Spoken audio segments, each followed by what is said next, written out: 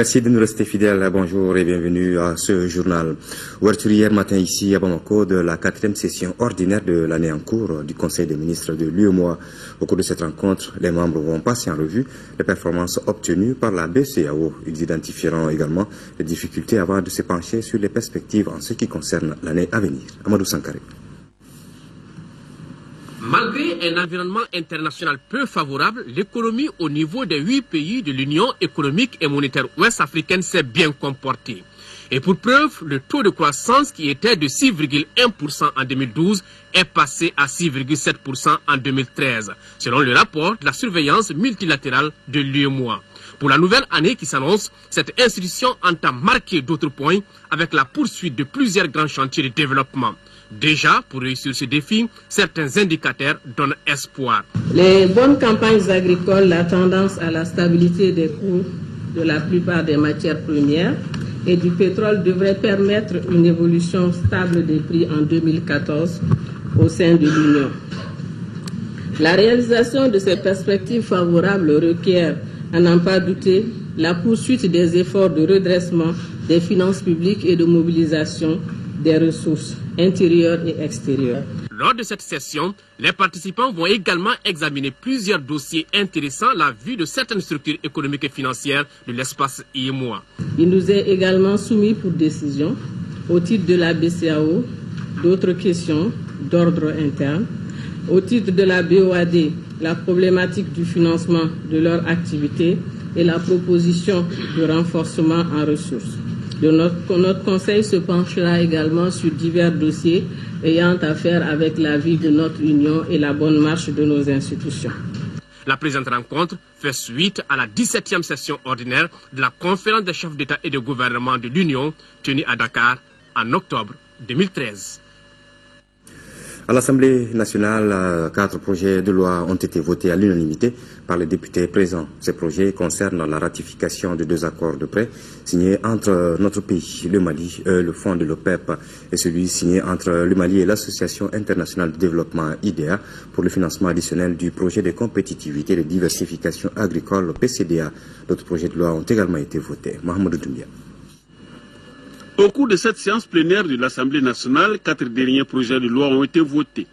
Les 2 premiers portent sur la ratification d'un accord de prêt signé à Washington entre le PEP et le Mali pour le financement du programme de développement de l'irrigation dans le bassin et à Sélégué 2. Ensuite, l'accord de crédit signé entre le Mali et l'Association internationale de développement IDA pour le financement additionnel du projet de compétitivité et de diversification agricole PCDA.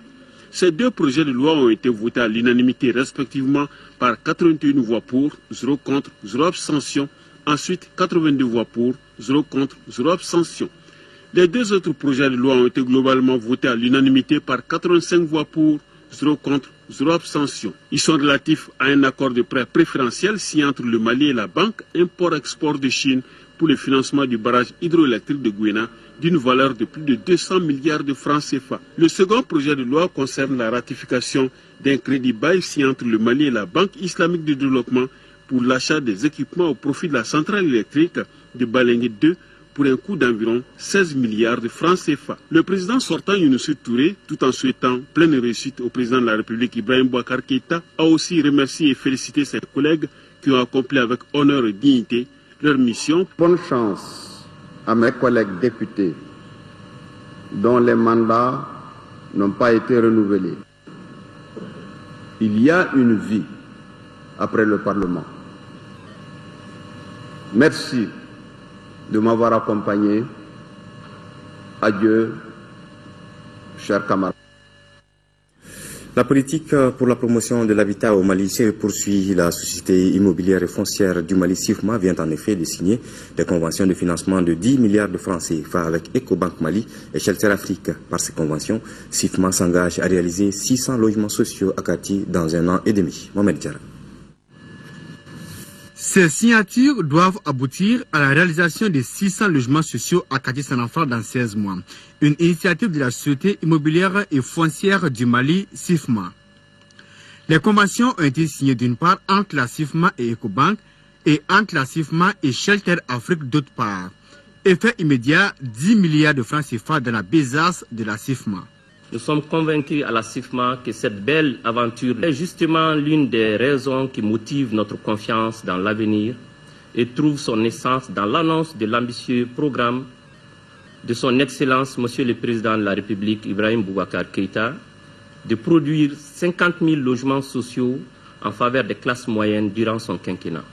Sur ces 500 000 logements sociaux promis par le président de la République, la CIFMA s'engage à réaliser 15 000 sur 3 ans. La politique de l'habitat social est une expérience commencée il y a une décennie par l'État malien et soutenue par les partenaires. C'est ce qui justifie d'ailleurs l'appui financier de Ecobank et de Shelter Afrique. Aujourd'hui, nous célébrons le 4e prêt pour un montant de 4,8 milliards de francs CFA. Mais plus important, tous ces prêts ont été remboursés à bonne date. Ecobank est fier d'être à nouveau aux côtés de la CIFMA pour la construction des 600 nouveaux logements à travers un financement de 5,2 milliards de francs CFA, représentant 47% de l'enveloppe globale du financement.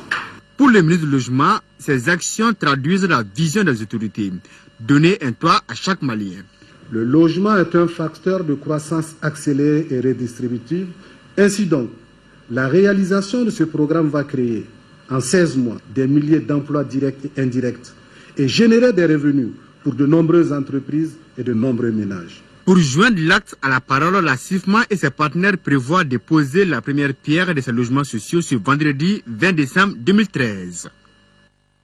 2 entreprises de la place ont reçu hier après-midi le ministre de l'Industrie et des Mines. Il s'agit de Fitina SA et des Moulins du Sahel. Motivation principale de ces sorties, s'enquérir de l'état de fonctionnement de ces unités industrielles qui appuient le gouvernement dans sa politique de lutte contre la pauvreté. Reportage de Adraman Maïa. Démarré en 2000 comme entreprise industrielle de transformation du coton brut au Mali, Fitina SA occupe une place de choix dans la lutte contre la pauvreté. Et c'est là à travers l'emploi des jeunes et la création de la valeur ajoutée issue de la vente des fils de coton. Après son lancement, cette société à capitaux maliens et étrangers a connu des moments difficiles. Pour son épanouissement, l'État malien, à travers des contrats de performance, a appuyé cette unité industrielle à redémarrer ses activités après 5 ans d'arrêt total. Il y a seulement 5 ans, cette unité industrielle était à l'arrêt, totalement à l'arrêt.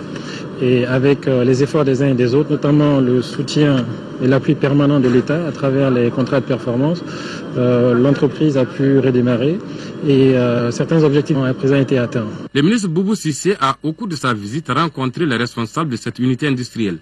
La réunion lui a permis d'être informé sur les préoccupations actuelles de cette entreprise. Avec ses 220 employés, Fitina SA ambitionne de transformer en 2014 2500 tonnes de coton brut. Et cela grâce à un plan de relance d'1 milliard de francs CFA élaboré sur 5 ans, soit 2011-2016. C'est une entreprise, une unité industrielle extrêmement importante pour l'État. Il ne faut pas oublier qu'il y a de la création d'emplois à la clé. Il y a 220 emplois en ce moment chez Fitina et tout ce qui est produit est quasiment à 100% exporté. Donc il y a même une contribution à l'amélioration de notre balance commerciale. Le ministre de l'Énergie et des Mines s'est ensuite rendu au Moulin du Sahel. À ce niveau, Dr Boubou Cissé a visité les unités de transformation du blé en farine destinées aux boulangeries de la capitale. Autre visite, cette fois-ci avec le ministre de l'Enseignement supérieur et de la Recherche scientifique, qui était lui à l'École nationale d'ingénieurs ENI et à l'École normale d'enseignement technique professionnel ENTP. Sur place, le ministre Diko a pu constater les conditions d'études et de travail des étudiants et du personnel. Compte rendu de Nando Dambélé. Cette visite est le point de départ d'une série initiée par le ministre de l'Enseignement supérieur et de la Recherche scientifique dans les établissements d'enseignement supérieur, à l'École nationale d'ingénieurs et à l'École normale d'enseignement technique et professionnel. Le ministre Diko a visité les différents ateliers et laboratoires avant d'avoir une séance de travail avec le personnel, histoire de s'enquérir des conditions d'études et de travail des étudiants et du personnel enseignant. Je voudrais dire que face au manque d'équipements lourds, pas seulement d'équipements lourds, on a parlé des équipements qui sont là depuis les années 60, ensuite les années 80, ensuite les années 90, depuis il n'y a plus rien. Nous avons des besoins énormes de l'outil de travail déjà. Après avoir écouté les directeurs qui ont tour à tour présenté leur établissement et les problèmes auxquels ils sont confrontés, le ministre a enregistré avec attention les préoccupations du personnel. C'est vous, les hommes et les femmes de science de ce pays-là. C'est vous qui devez indiquer la voie à ce pays-là.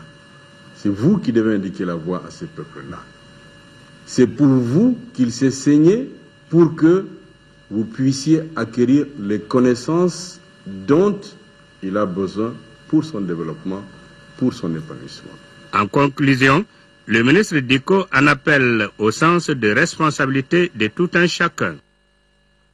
Les journalistes ont une place et un rôle dans le processus de réconciliation nationale. C'est justement pour cette raison que la Maison de la Presse et le Programme des Nations Unies pour le Développement, le PNUD, ont initié une rencontre pour les sensibiliser à œuvrer pour la cohésion sociale. La rencontre, qui dure 2 jours, regroupe une trentaine de participants. Reportage de Moussa Fani.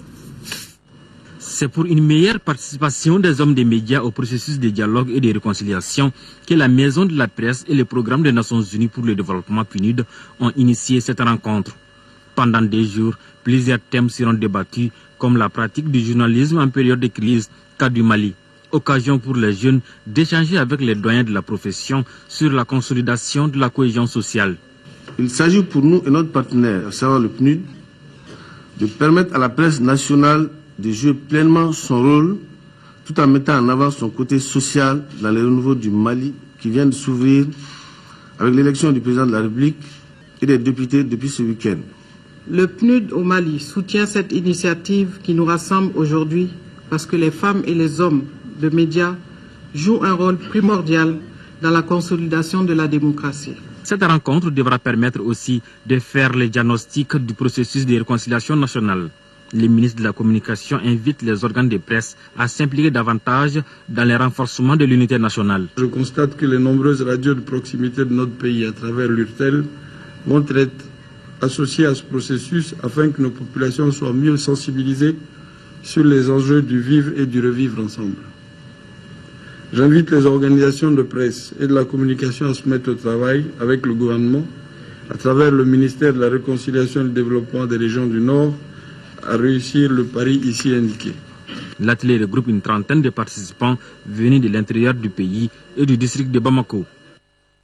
L'Agence nationale pour la sécurité routière à Nazer effectue un contrôle par rapport aux infractions relatives aux règles de la circulation routière. C'est à la faveur d'une mission qui a sensibilisé et sanctionné les conducteurs qui n'observent pas les règles de la bonne conduite pour la réduction du nombre d'accidents sur nos routes. Reportage de Hussein Samaki.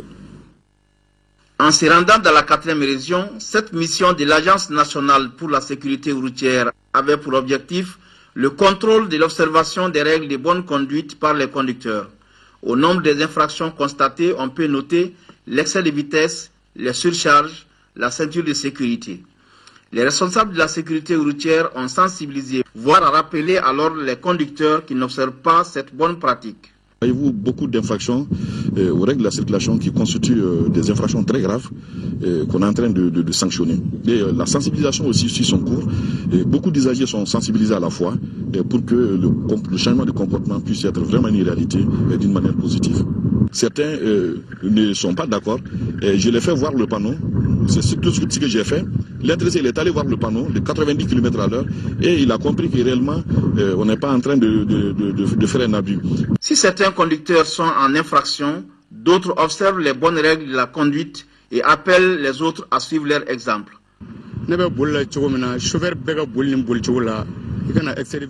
J'aimerais que les autres chauffeurs conduisent comme je le fais. Ce contrôle est à l'avantage de nous tous. Si les autres ne sont pas pris en infraction, cela fera notre honneur.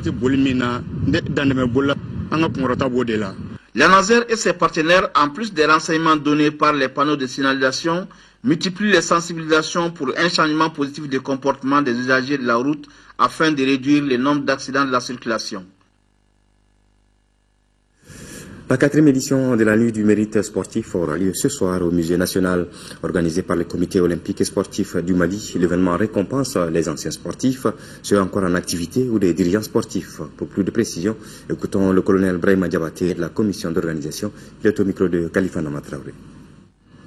Elle a pour objet de faire un clin d'œil envers tous nos camarades qui sont illustrés dans le sport et qui ont porté haut le flambeau du sport malien et qui sont presque dans l'oubliette. dans un mot, c'est pour faire un devoir de mémoire envers nos camarades qui sont aujourd'hui disparus, faire une reconnaissance pour nos camarades qui sont parmi nous et qui se sont beaucoup illustrés, que ce soit les dirigeants sportifs ou les sportifs eux-mêmes, et ensuite magnifier les efforts vraiment de ceux qui sont vraiment méritants au cours de l'année sportive 2012-2013. Il y aura la première catégorie de repentance, ça c'est le devoir de mémoire pour les camarades disparus. Ensuite, la reconnaissance pour anciens sportifs. Il y aura le trophée du meilleur dirigeant sportif de l'année 2012-2013 et le trophée du dirigeant le plus fair play, du sportif le plus fair play de l'année. Et ensuite, il y aura le clou de la cérémonie qui est la récompense des meilleurs sportifs ou sélection nationale sportive de l'année. Voilà, c'est tout pour cette édition. Merci de l'avoir suivi et bonne suite des programmes sur votre télévision nationale.